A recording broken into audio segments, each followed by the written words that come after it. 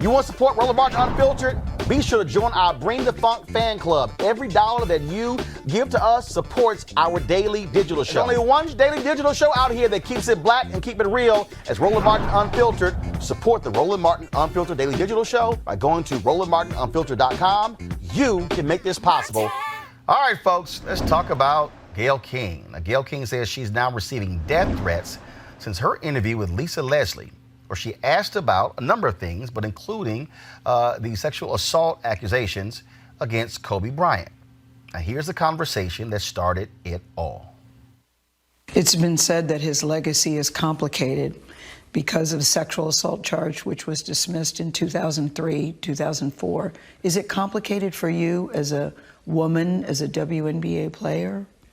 It's not complicated for me at all. Even if there's a few times that we've been at a club at the same time, Kobe's not the kind of guy, never been like, you know, Lisa, go get that girl or tell her or send her this. I have other NBA friends that are like that. Mm-hmm. He was never like that. I just never have ever seen him being the kind of person that would do something to violate a woman or be aggressive in that way. That's just not the person that I know. But Lisa, you wouldn't see it though. As his friend, you wouldn't see it. And that's possible. Mm-hmm. I just don't believe that. Mm-hmm. And I'm not saying things didn't happen. Mm-hmm. I just don't believe that things didn't happen with force. Is it even a fair question to talk about it, considering he's no longer with us and that it was resolved? Or is it really part of his history? I think that the media should be more respectful. At this time, it's like if you had questions about it, you've had many years to ask him that. I don't think it's something that we should keep hanging over his legacy. I mean, it went to trial. Yeah, well, it was dismissed because the victim in the case refused to testify, so it was dismissed. And I think that's how we should leave it. Well, the backlash was immediate after that clip was posted on the CBS This Morning Twitter feed. A number of folks weighing in, including, Snoop Dogg. He went off on Gayle King. Gayle King, out of pocket for that shit. Way out of pocket. What do you gain from that? I swear to God, we the worst. We the fucking worst. We expect more from you, Gayle. Don't you hang out with Oprah? Why y'all attacking us? We your people. You ain't coming after fucking Harvey Weinstein asking them dumb-ass questions. I get sick of y'all. I want to call you one. Is it okay if I call her one? Funky dog-head bitch. How dare you try to tarnish my motherfucking homeboy's reputation, punk motherfucker. Respect the family and back off, bitch, before we come get you. Bill Cosby even got in on it by tweeting to Snoop, when they brought me to my gated community and placed me inside of my penthouse, they didn't win, nor did they silence me. It's so sad and disappointing that successful black women are being used to tarnish the image and legacy of successful black men, even in death. Are these people that in need of fame, ratings, and or money? On behalf of myself, Camille, and my family, thank you, and thank you. My heartfelt prayers are with Kobe and his family, as well as with Michael Jackson and his family. May their legacies live on forever. Backlash was intense yesterday, and Gayle responded on Instagram. I've been up reading the comments about the interview I did with Lisa Leslie about Kobe Bryant. And I know that if I had only seen the clip that you saw, I'd be extremely angry with me too. I am mortified, I'm embarrassed, and I am very angry. Unbeknownst to me, my network put up a clip from a very wide-ranging interview, totally taken out of context, and when you see it that way, it's very jarring. It's jarring to me. I didn't even know anything about it. I started getting calls. What the hell are you doing? Why did you say this? What is happening? I did not know what people are talking about. So I've been told, or I've been advised, to say nothing. Just let it go. People will drag you, people will troll you, it'll be over in a couple of days. But that's not good enough for me, because I really want people to understand what happened here and how I'm feeling about it. I reached out to Lisa because I know that she's a longtime friend of Kobe's to talk about his legacy and their friendship. We had a really wide-ranging interview, talked about many things: his career, his passion, his sense of humor, the way he was mentoring other people, how he was starting his next chapter. It was wide-ranging. And yes, we talked about that court case because that court case has also come up. And I wanted to get Lisa's take on it as a friend who knew him well, what she thought, where that should stand. And I thought it was very powerful when she looked me in the eye as a member of the media to say it's time for the media to leave it alone and to back off. During the course of the interview, I asked follow-up questions because I wanted to make sure that her position and perspective were very clear. And at the end, when she said it's time to leave it alone, as I said, I thought that was powerful. And I insisted that part be in the interview because I thought that it put a nice button on that part of the conversation. When the interview aired, we got a great reaction to it. I talked to Lisa last night. I believe that Lisa was okay with the interview. And I felt really good about the interview, So for the network to take the most salacious part when taken out of context and put it up online for people who didn't see the whole interview is very upsetting to me, and that's something I'm going to have to deal with them. And there will be a very intense discussion about that. I also want to say this. I have been with Kobe Bryant on many social occasions. He was very kind and very warm to me, and I felt that we had a friendly relationship. I, too, am mourning his loss, just like everybody else. I still am shocked by it. It's tragic and untimely, and the last thing I would want to do is disparage him at this particular time. And I hope people understand that. And that's why I'm taking this time to speak to you directly. I've never done one of these before. I've never done one of these before, but this was so important to me that I felt I had to say something. I don't want to sit up on a set and read a prepared remark. I wanted you to hear exactly where I'm coming from and how I'm feeling, and to let everybody know that no disrespect intended. And now I've got to go to work. I thank you for listening. Today, Oprah was on the Today Show, and this is what she had to say about all this drama. Speaking of holding hearts, and we did a show yesterday, Oprah, on best friends and how meaningful they are to us. And I think the last 24 hours for your best friend have been pretty difficult after that interview with Lisa Leslie about Kobe. And I just wondered just how she's doing. She is not doing well. May I say she is not? She is not doing well because she has now death threats and has to now travel with security. And she's feeling very much attacked. You know, Bill Cosby is texting from, tweeting from jail. And she's not doing well, and feels that she was put in a really terrible position because that interview had already ran. Mm-hmm. It was over. And in the context of the interview, everyone seemed fine, including Lisa Leslie. Mm-hmm. And it was only because somebody at the network put up that clip.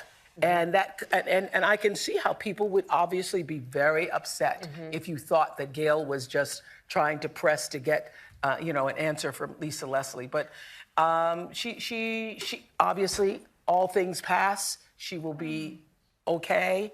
But she hasn't slept in 2 days. What do you think about all that criticism? I think the vitriol is, I think anybody can criticize anything, but the misogynist vitriol and the attacking to the point where it is dangerous to be in the streets alone, because it's not just the people who are attacking, it's the other people who take that message and feel like they can do whatever they want to because of it, you know? You have built this community. That's what you're doing with this tour. That's what you do with your friends. All right, so I'm going to start with you, Teresa. CBS has announced that they are changing their procedures when it comes to things that are posted. They are certainly taking to heart what Gayle had to say. People say she's throwing her network under the bus. They're going through all of that. Just your thoughts on this whole reaction to different African-American celebrities, especially black men, responding to Gayle King, her question to Lisa Leslie regarding Kobe Bryant. Well, first off, I think Gayle King actually did her job, because that interview, the clip that was posted, was widespread, right? But was it appropriate? I think the question is, was it appropriate for that interview during that time? And for someone who has watched the full clip, I do feel, I sympathize with Gayle King, because, again, you don't know what your network is doing. But, again, if they're looking for a hit, click, and repost, then they will use the most controversial part of that and actually put it in. Personally, I don't think she should have really asked that question. But again, I love Lisa Leslie's response. Like, they went to court and that's it. But I do believe, Snoop Dogg's comments and, other male comments, I hear what they're saying, but at the end of the day, we expect, our journalists to actually, provide facts and reproduce the story. So we, can then start putting into play what our feelings and thoughts are, and then able to repost. So I will probably say to all of those, who are attacking another woman, a sister, an African-American, that we should probably watch our tones, because, again, we all have a sister, mother, cousin. And so for her to not feel safe, for her to get death threats on a subject matter that's already out, that has already been out in the public, it's not like she was throwing shade, like, hey, this is what I heard. This is actually what was in the news before. But again, I think, Gayle said the right thing. She did the right thing on Instagram. And yes, she threw her network under the bus, because she did not know that they were going to do this. But as a journalist in this new age of technology, she has to be aware moving forward that whatever question that you're going to ask in the future is going to have some sort of repercussion, consequences. So she just has to be prepared for that. Joseph? I think that the network probably did the wrong thing in putting it up. If it was clickbait and if it was legit an outtake, something that she didn't plan to use or that wasn't broadcast on air. It was. Put it up. I, as a journalist, it was a tough question. I mean, I might have stopped maybe one or two questions after bringing it up when you're talking to his best friend, but it is part of Kobe Bryant's legacy. I mean, it was hurtful. It was painful, I'm sure, for her to ask those questions, but she did. That's part of her job. I don't think that she deserved that kind of a backlash. Yes, Kobe Bryant was a beloved figure, but he also had evolved ever since that incident from everything that I've read about him, is that, yes, the incident in Colorado, it happened. But since then, he had become a better person, had become a better man, had become a better human being. So I think that anytime Bill Cosby throws shade on you, that's not a good day. And I think that he probably, of anyone, should not even try to go there with her. I mean, first of all, as we all know, you should never call a woman outside of her name. That's the baseline right there. But it's also unfortunate. It's unfortunate because Gayle shared with us that she had a relationship with Kobe. So she had years to actually sit down, interview him, and ask him the question, Indeed, which is the most important person to actually ask that question. And it's also unfortunate that evidently this network doesn't value her enough to make sure that she's a part of that decision-making about what's going out. So that says something also, and as you said, that they're putting some new processes in place to address those types of things. But if I was Gayle, she's been in the business for a while now, I would be, sort of analyzing my relationship with them as well. So let me, so also this happened. Henry, go to my iPad, please. Lieutenant Governor Justin Fairfax sent a variety of tweets.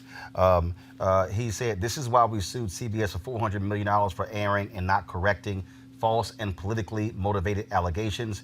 We provided evidence to Gayle King and CBS that exonerates me, and they refused to report it."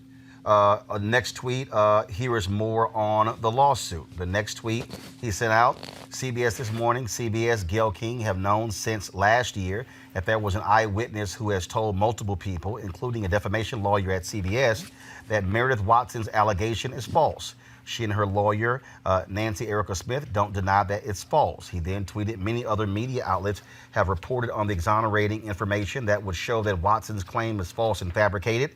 CBS This Morning has refused to report the truth, blindly saying they do not want to brand Miss Watson as a liar. He then tweeted, as for the other false, suspiciously timed and politically motivated allegation made at the precise moment of speculation that I might assume Virginia's governorship, he posted a link. Then he tweets to show how desperately CBS This Morning, Meredith Watson and her attorney, Nancy Erica Smith, have been hiding the truth that Watson's allegation is false. They have refused to answer simple questions. In whose dorm room did this allegedly occur? Was anyone else there? Then he tweeted, when Meredith Watson's lie was exposed and she and her attorney, Nancy Erica Smith, were asked whether, in fact, there was a third person present, they tellingly, after months of repeating this false and salacious allegation, refused to comment, and he tagged Gayle King and CBS. He then said if there was no one else present, the denial from Watson and her attorney would have been immediate. Watson fabricated the allegation. Her attorney, Nancy Erica Smith, knows it. CBS This Morning knows it. And he tagged me, Snoop Dogg, CNN, and Sarah Croft in this email. Now, so let me first deal with this here. And I'm looking at some of your comments on YouTube as Teresa was talking. And let me be real clear. If any of you are calling Teresa a bitch because she offered an opinion, you're wrong as hell. Let me be real clear. There is no need for black men to be calling out black women out of their name and using such derogatory language because you disagree. Snoop has a right to have an opinion, but the language that he used about Gayle King was wrong. And other black men and other men I've seen do the exact same thing. Now, when you are a journalist, you're going to ask questions that are going to piss somebody off. So for instance, this is the same Gayle King who people praised for her R. Kelly interview, and now they're mad because of this. Now, Mustafa's right. Joseph's right. You had an opportunity to interview Kobe Bryant all these years. I believe this case goes back to 2007. 13 years. 13 years. The reality is, folks, whether or not we like it, if you are accused of something like this, and yes, the case was dismissed because the woman refused to testify. What we have to understand is that it is going to be a part of your legacy, whether you like it or not. And yes, there are any number of things that you can do in your life that will go beyond that moment, but the reality is it's going to happen. And it's also going to happen when you die at 41. Because, again, that was 13 years ago. Now, if Kobe Bryant had passed away at 60, or 65, or 70, or 75, or 80, I think Bill Russell's like 85 years old. That means that you would have had 40 plus years between the allegation and when the person passed away. I think it's different. But this is going to come up. There are other individuals who have done things, and it's going to come up. If you have a career where you have been involved in drug use or whatever and things along those lines, and your obit is going to come up. But I think we do have to also begin to have a real conversation within the black community about discussions of sexual assault that also involve black men, but not just when it comes to when a white woman is making the accusations. Now, we know that there's history. Scottsboro Boys. We know there's history.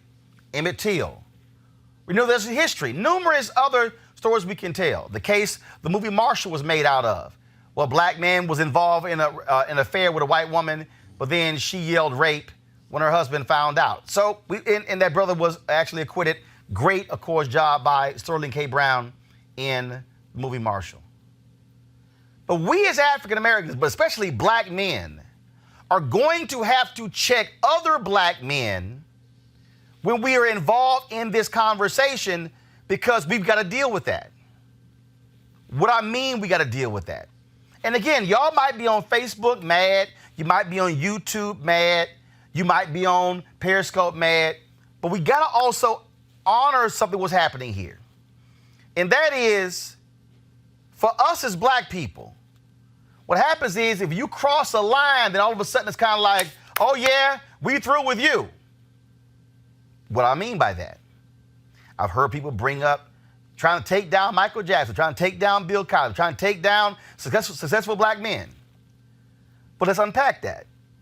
For a lot of people, R. Kelly, see, he crossed that black line. We ain't defending him. Bill Cosby, he crossed that black line. We ain't defending him, even though the two of them still have supporters. Michael Jackson went up close to the black line, but he didn't cross it. So you still have black protection of Michael Jackson and his legacy. Kobe Bryant didn't cross the line. Protection of black folks. OJ crossed the black line. Y'all see what I'm getting at? So we must begin to also deal with what is happening, because I need black men watching and black men listening to understand that we have black women who have been the victims of sexual assault, and we have black men dismissing that. Now let me bring that up. I read for you the tweets of Justin Fairfax. Two of the women who are accusing him are black women. But then you have Justin Fairfax who is saying, I didn't do it. Now, there are people who say in the Me Too movement, always believe the women. But what about his due process? Isn't he innocent till proven guilty? And so there are people who have been strongly saying, no, this is unfair what's happened to Justin Fairfax. I have asked legitimate questions, and let me be real clear. Justin Fairfax is an alpha. He's also a member of the Beta Nu chapter of the Boule. So am I. So he ain't got no problem revealing that. But I've asked some basic questions. And that is, of the two women who have accused Justin Fairfax, how can you and your lawyer say that you will publicly testify at an impeachment hearing, yet the black women DA in Boston and in North Carolina have both said if either one of those women file a complaint, they will investigate. So you got to ask the question, wait a minute, you will publicly testify in an impeachment hearing, but you've yet to file a complaint, and the two DAs in both places where this literally took place are black women? So in the black community, we have to deal with this thing where we are so protective of black successful people that we don't want to have honest conversations and dialogues about what necessarily happened. Right. In the case of Bill Cosby, I've heard people say, all these white women. But there were some black women who also accused Bill Cosby. Now, that was a settlement in the Bill Cosby case. But then that stuff also then became leaked out.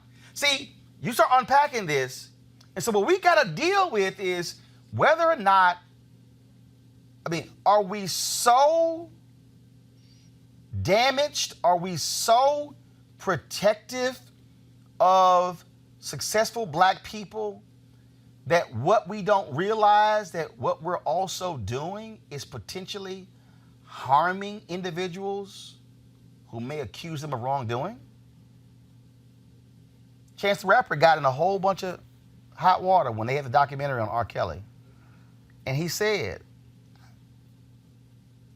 we probably kept working with R. Kelly because, and I'm paraphrasing, he said, because we didn't believe the sisters.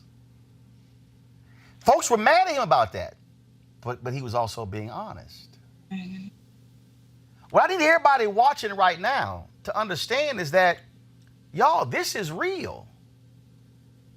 It is real when there are black women right now who are sexual assault survivors who are watching this whole dialogue and are shivering in their boots because what they're saying is, hell, if you are a woman and you get sexually assaulted by a high-profile black man, hell, don't you ever open your mouth because you're going to get tarred and feathered.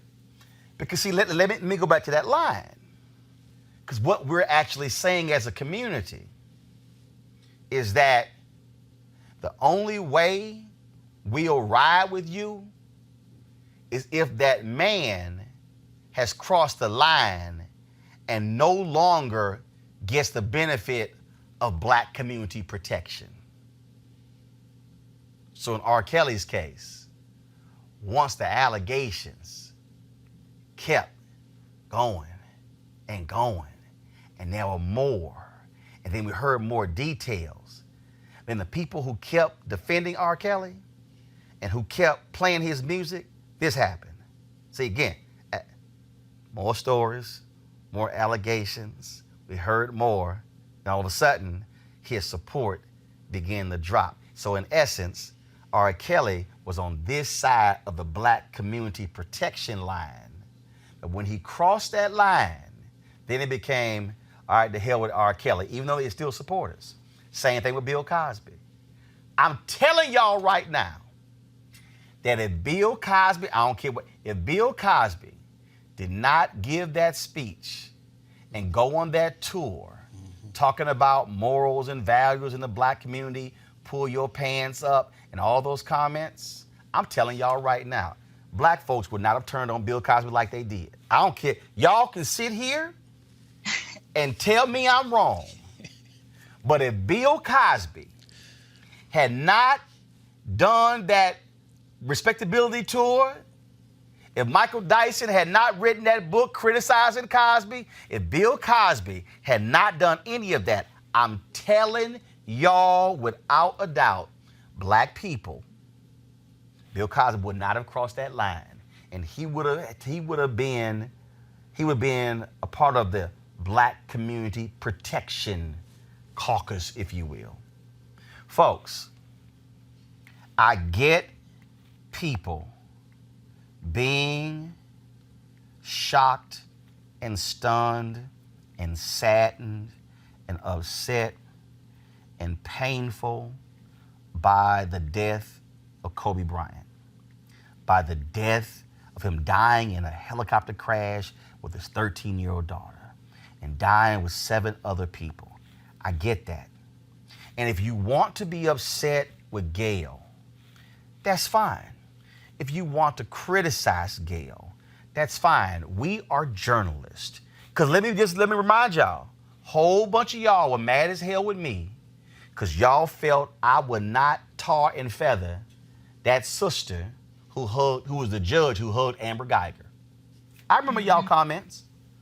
Whole bunch of y'all were really upset with me. And guess what? Y'all were really happy when I put Wendy Williams in her place. That comes with the territory. But death threats? No. Calling her out of her name? No. We can disagree. We don't have to be disrespectful to one another. My thoughts. Go right ahead, Teresa and Mustafa, final comments. Yeah. Well, thank you, Roland. And, you know, I do want to put a personal affinity out there to those who call me out my name. Listen, guys, I think, again, we are supposed to be having these dialogues, and we're supposed to find solutions. That's what I'm all about. Those who know me here back at home and elsewhere, they know that's what I'm about.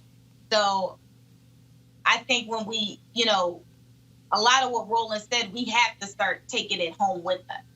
We can't be acting like we're crabs in a barrel all the time. We gotta, support one another and do it outside of the notion of when it's in our best interest. So, as I look toward, kind of doing more of these, I think we got to be in a place where we're not disrespecting each other. We are showing more love with each other, because in order for us to actually move forward as a people together, unification and love is really going to take us to the next step. But if we keep harnessing all the hate and all the divide, they win. So in order not to suffer, we got to, be stronger together. And again, Mustafa, look, I don't care if you disagree. Right. You can sit here and say, man, that was some BS, Gayle. Mm-hmm. What I'm saying is we don't have to sit here and disrespect each other to the point like some people have. Disagree all day, that's fine. But when people are calling in death threats, stuff along those lines, that to me is stupid. We have to stop dehumanizing ourselves and the folks who are inside of our community. I understand the trauma that exists inside of our communities from all of the atrocities and other things that have happened. But as Teresa said, at the end of the day, we have to figure out a way to come together. We've got to heal our own communities and our own selves. And you see, when you don't do the work, you see how it plays out. You see how people just sort of respond in this very, very, very, very, very tough way. And we've got to make sure that we are no longer dehumanizing each other. And look, I see people talking about stop beating up black men being denigrated. But y'all, see, if y'all don't really want to go there. Mm-hmm. Y'all don't really want to go there. Because if we want to be real, we can be real. We can talk about the significant misogyny that was in the Black freedom movement. We can talk about how black women were completely denigrated and kicked to the curb and mistreated by black preachers, by the Black Panther Party. If y'all really want to go there, we could go there. We can deal with the fact that at the March on Washington for Jobs and Freedom, they made it clear, wasn't no woman gonna speak that day. Now, they had a pre-program where the women got to speak. Y'all, that's fact. And see, we got to deal with the fact that our girls, when we are so focused on the fragility of black men's ego, the signal that we're sending to our black girls and black women is that if anything happens to you at the hands of a black man, you can't say nothing. I'm sorry, I got 6 nieces. I ain't down with that. Not down with it. And so I'm not going to sit here and say silence black women. No matter how successful that black man is. I believe if somebody accuses you of something, in the case of Kobe Bryant, it went to trial. Yes, she didn't testify. The case was dismissed. On his record, here's a fact. Kobe Bryant was not found guilty of being a rapist. Right. He never had to register as a sex offender. Never had to. In the case of Lieutenant Governor Justin Fairfax, I said Justin Fairfax has an absolute right to fight for his name. Absolute.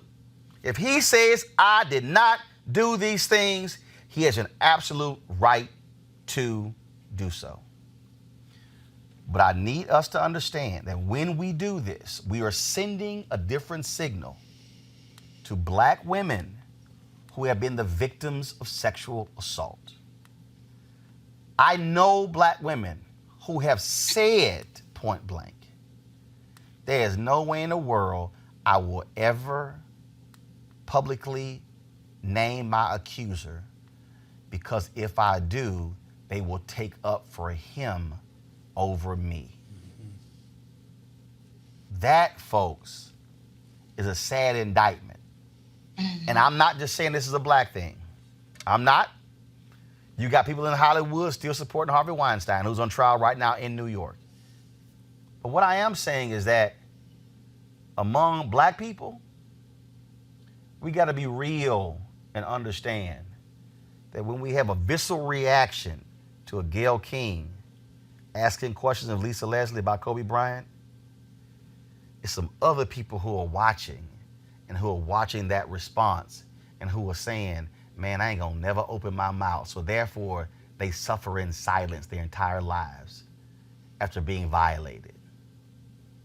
We need to understand as black men, whether you Snoop Dogg or 50 Cent or any other black man who is hurt by the death of Kobe Bryant, also got to understand there's some black women who've been hurt, who've been raped, who've been sexually assaulted. And they're watching and they're paying attention. And some of them are our daughters and our nieces and our cousins and our aunts. So how would you react if that thing visited your door and visited your family? Would you want to tell other people, shut up, don't bring that thing up, because that person was well known? Something we better think about. All right, folks, back to our Roland Martin Unfiltered video in just one moment. All right, folks, join Dr. Jackie Hood Martin as she engages others to think like a leader. Are you looking to enhance your leadership or that of your team in 2020? Well, you can join her newest online course and mastermind group, How Successful People Think. She'll be your guide as you learn timeless leadership principles to apply to daily living. The offer expires February 28th. To register, go to www.livetolead.com/Leesburg. That's LIVE number 2, LEAD.com/Leesburg. Now back to your Roland Martin Unfiltered video. You want to check out Roland Martin Unfiltered? YouTube.com/Roland S. Martin. And subscribe to our YouTube channel. There's only one daily digital show out here that keeps it black and keep it real. It's Roland Martin Unfiltered. See that name right there? Roland Martin Unfiltered. Like, share, and subscribe to our YouTube channel. That's youtube.com/Roland S. Martin. And don't forget to turn on your notifications so when we go live, you'll know it.